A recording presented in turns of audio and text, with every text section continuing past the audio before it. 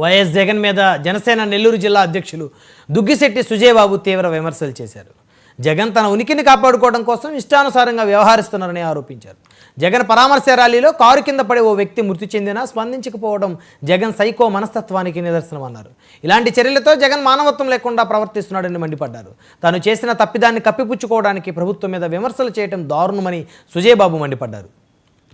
శ్రీ జగన్మోహన్ రెడ్డి గారికి వికృతి చేష్టాల గురించి ఈరోజు మనం నెల్లూరు నగర కార్యాలయంలో ఈరోజు ఈ ప్రెస్ మీట్ పెట్టుకునే దానికి ముఖ్య కారణం, పాత సినిమా మొన్న మధ్యకాలంలో బాహుబలిలో ఒక డైలాగ్ ఉంది.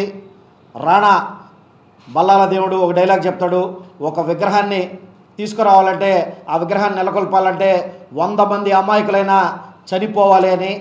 ఇదే తీరుగా రాష్ట్రంలో నువ్వు వ్యవహరిస్తున్న తీరు ఉందని చెప్పి చెప్తున్నాను జగన్ రెడ్డి. 3 రోజుల క్రితం 4 రోజుల క్రితం పల్నాడు జిల్లాలో నీ యొక్క పర్యటన ఈ విధంగానే కొనసాగింది. ఈ విధంగా పర్యటన ఏ విధంగా కొనసాగిందంటే, నీ కార్ టైర్లలో కింద కూడా మనుషులు చనిపోతే కనీసం వాళ్ళని దిగి పలకరించేదానికి టైం లేకుండా దూరం నుంచి ఉన్న మనుషులకి టైం అయిపోతుందని చెప్పి మోగ సైగలు చేసుకుంటూ అదేదో సినిమాలో ఏదో కమెడియన్లు కానీ చేసుకునే తీరులో యాక్షన్లు చేసుకుంటూ వెళ్ళిపోతూ ప్రజలకు అభివాదాలు చేసుకుంటూ నీ రథచక్రాల కింద ఎంతమంది నలిగిపోతున్నా పట్టించుకోకుండా ముందరికెళ్ళావు.